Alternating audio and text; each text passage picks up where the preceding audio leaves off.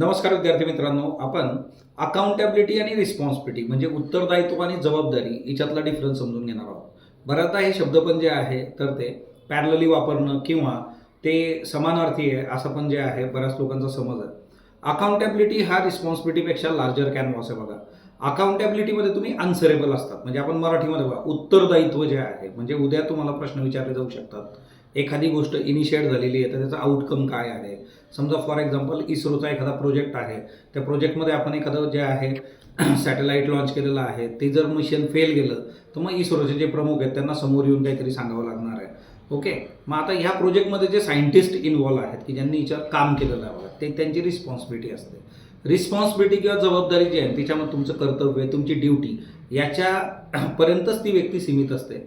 म्हणजे आता सिम्पली जे आहे क्रिकेट आपण बघतो, क्रिकेटमध्ये जे आहे ना जो कॅप्टन आहे बघा टीमचा, तर तो अकाउंटेबल आहे, तो आन्सरेबल आहे.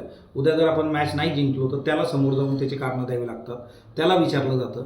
पण दुसरीकडे जे आहे की असं इमॅजिन करा की शेवटच्या ओव्हरमध्ये एक 10 रन पाहिजे आहेत आणि जे आहे की कॅप्टन ठरवणार कुठल्या बॉलरच्या हातात बॉल द्यायचा.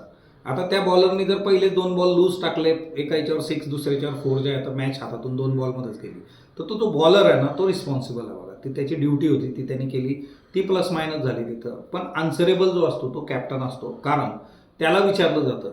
त्याच्यामुळे जे आहे की अकाउंटेबिलिटी हा एक लार्जर कॅनव्हास आहे. उद्या एखादा गव्हर्नमेंटचा प्रोजेक्ट असेल तर ज्युनियर इंजिनियर जो असतो बघा, तर तो जो आहे तो रिस्पॉन्सिबल आहे, पण तिथं एक्झिक्युटिव्ह इंजिनियर जो आहे तो आन्सरेबल आहे. उद्या प्रोजेक्ट जे आहे त्याचा वेळ तो कंप्लीट नाही झाला, तिच्यामध्ये काही स्ट्रक्चरल लूप होल्स असले तर त्याला उत्तर देण्यासाठी बांधील असतो बघा. सो हा अकाउंटेबिलिटी आणि रिस्पॉन्सिबिलिटीमधला डिफरन्स आहे. धन्यवाद.